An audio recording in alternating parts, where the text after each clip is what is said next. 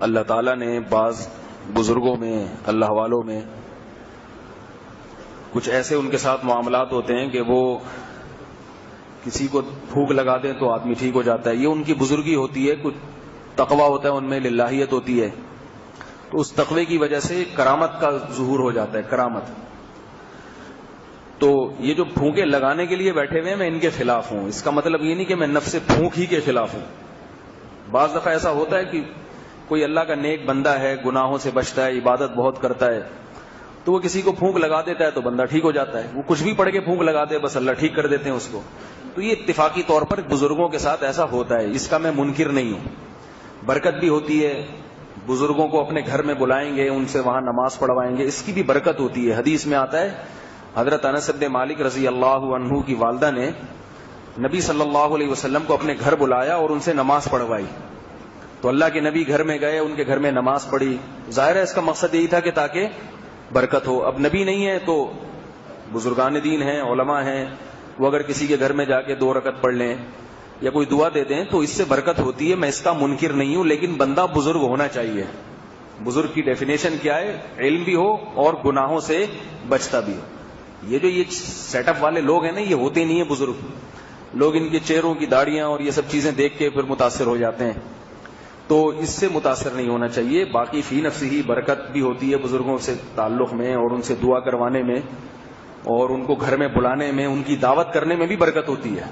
گھر میں علماء کو بلائیں، ان کی دعوت کریں. میرے پاس تو ٹائم نہیں ہے، مجھے نہ بلائیں، میں بزرگ ہوں بھی نہیں. لوگ بلاتے ہیں زبردستی، تو ویسے علماء کو بلایا کریں، بزرگوں کو بلایا کریں، ان کو گھر میں کھلایا بھی کریں. اس سے گھر میں انشاءاللہ کیا ہوگی؟ برکت ہوگی.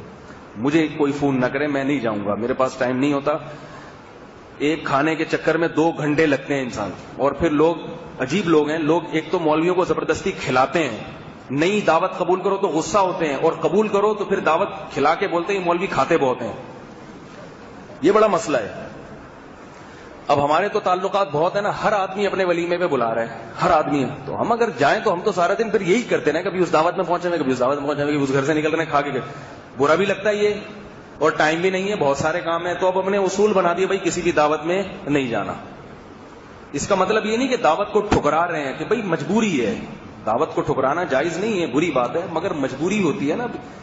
آبادی بھی بڑھ گئی ہے ماشاءاللہ، لوگ بھی بہت ہیں، تو اب دعوت ہی کھاتے رہیں گے سارا دن بیٹھ کے ادھر. پھر لوگوں میں بار بار بتا دوں کہ نئی دعوت قبول کرو تو ناراض ہوتے ہیں، اور قبول کرو تو پھر کیا کہتے ہیں؟ کھاتے ہیں. تو بھائی آپ لوگ ہی زبردستی. اور لوگوں بھی بڑے نالائق ہو گئے ہیں. لوگ علماء کو اس نیت سے نہیں کھلاتے کہ ان سے محبت بڑھے گی، اس نیت سے کھلاتے ہیں آئیں کہ کھائیں گے نا تو ہمارا رزق ڈبل ہو جائے گا. یعنی اگر علماء کو کھلا بھی رہے ہیں تو اپنی نیت سے کہ یار یہ ہمارے گھر کی چائے پی لیں، ہو سکتا ہے دودھ کا خرچہ ہی بچ جائے ہمارا، ٹھیک ہے، برکت ہو جائے. تو یہ نیت نہیں کیا کرو، برکت تو ہوگی. حدیث میں آتا ہے لا یاکل طعامک الا تقی، تمہارا کھانا نیک لوگ کھائیں. یہ حدیث میں آتا ہے نیک لوگوں کو کھلا. جن کو آپ نیک سمجھتے ہیں وہ اندر سے کیا ہے وہ تو اللہ ہی بہتر جانتے ہیں نا، کون کتنا نیک ہے یہ تو ہم نہیں جانتے. لیکن یہ کہ ظاہر ہے کچھ دیکھنے میں لگتے ہیں کہ نیک ہوں گے، ٹھیک ہے، تو ان کو بلا کے آپ نے کھلا دیا تو اللہ کی رحمت سے امید ہے برکت ہو جائے گی. لیکن نیک لوگوں کے پاس کھانے کا زیادہ ٹائم ہوتا نہیں ہے. جو ہر دعوت میں جا رہے ہیں نا، اس گھر سے نکل کے ادھر چائے پینے چلا گیا تاکہ ان کے گھر میں برکت ہو، یہاں سے نکلا اس گھر میں حلوہ کھانے گیا کہ تاکہ ان کے حلوے میں برکت ہو جائے.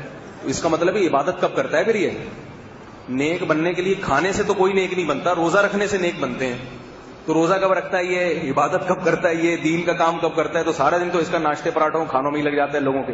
بعض لوگ ایسے نیک دنیا میں ہیں، صبح بھی مرید کے ہاں ناشتہ، دوپہر لنچ کسی اور مرید کے ہاں، اس کی برکت کے لیے ڈنر کسی اور مرید کے ہاں، سارا دن کھانا پینا، مگر ان پر جو نیکی کا لیبل ایک دفعہ لگ گیا اب وہ کبھی ختم نہیں ہوگا.